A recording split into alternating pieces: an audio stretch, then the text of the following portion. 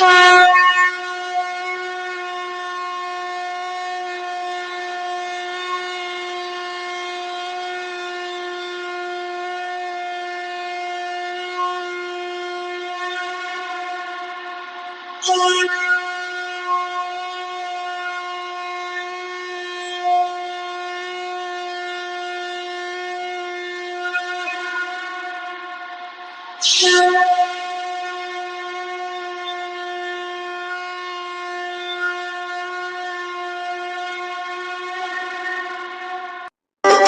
दुख भंजन मारुति नंदन, सुन लो मेरी पुकार। पवन सुत विनती बारंबार, पवन सुत विनती बारंबार।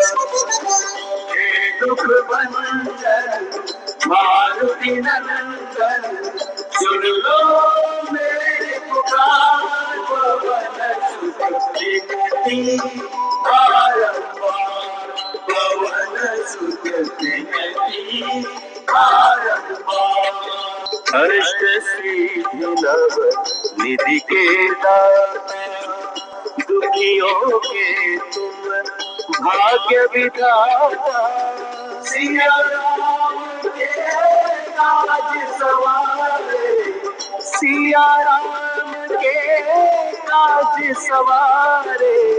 मेरा कर उद्धार, पवन सुत विनती बारंबार, पवन सुत विनती बारंबार।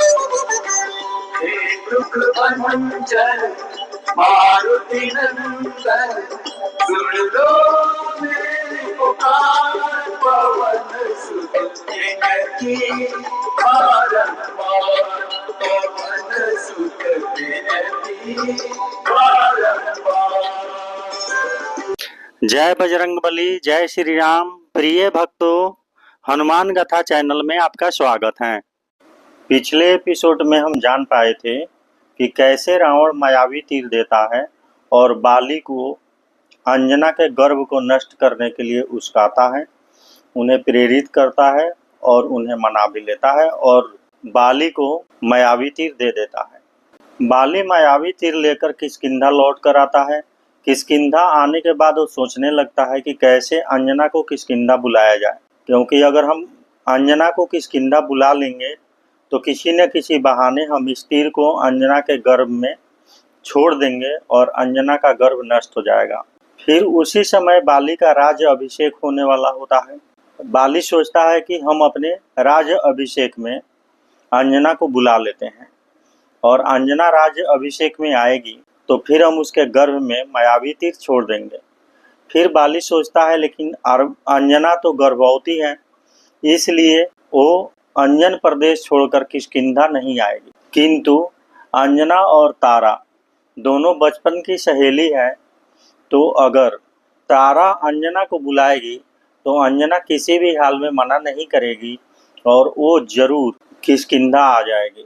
फिर बाली एक निमंत्रण पत्र लिखता है जिसमें केसरी जी को निमंत्रित करता है और साथ में अंजना को विशेष रूप से निमंत्रित करता है। अंजना को निमंत्रित करने वाला जो वो निमंत्रण पत्र बनाता है उसमें तारा से बोलता है कि तुम भी अपनी सहेली को बुलाने के लिए कुछ इसमें लिख दो।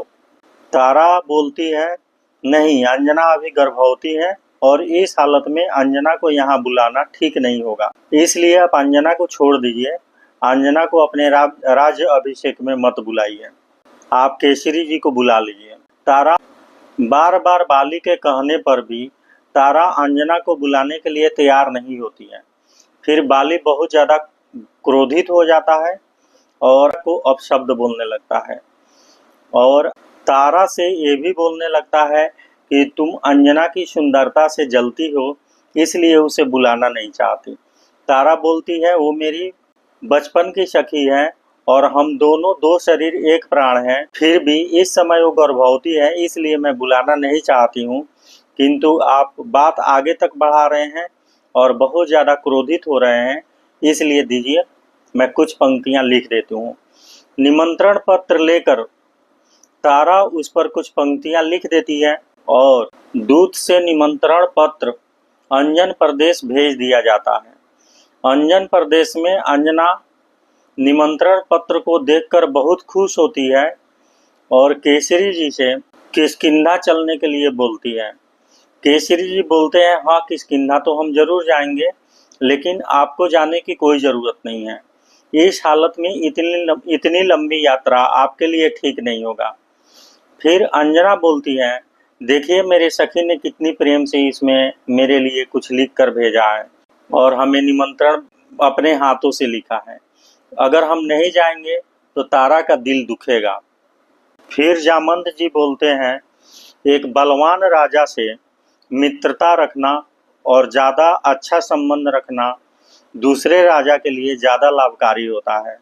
और फिर अंजना और तारा एक दूसरे की सहेली है, तो इस हालत में भी हम अंजना को किष्किंधा लेकर जा सकते हैं। हम लोग अंजना को पैदल नहीं ले जाएंगे, अंजना पालकी से जाएगी और हम और आप यानी कि जामंत जी और केसरी जी उनके साथ रहेंगे।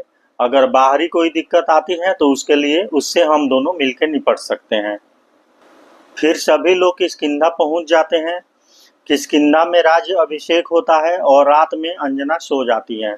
सभी लोग अपने अपने कक्षों में सोए होते हैं। तभी बाली एक खिड़की से मायावी तीर अंजना के गर्भ पर छोड़ देता है। मायावी तीर लगते ही अंजना जोर जोर से चिल्लाने लगती है। अंजना के पेट में तेज दर्द होने लगता है। केसरी जी सहायता के लिए चारों तरफ बुलाने लगते हैं, चिल्लाने लगते हैं और फिर दरवाज़ा जाकर खोलने की कोशिश करते हैं, किंतु वहाँ दरवाज़ा बाहर से बंद होता है, इसलिए वो दरवाज़ा खुल नहीं पाता है।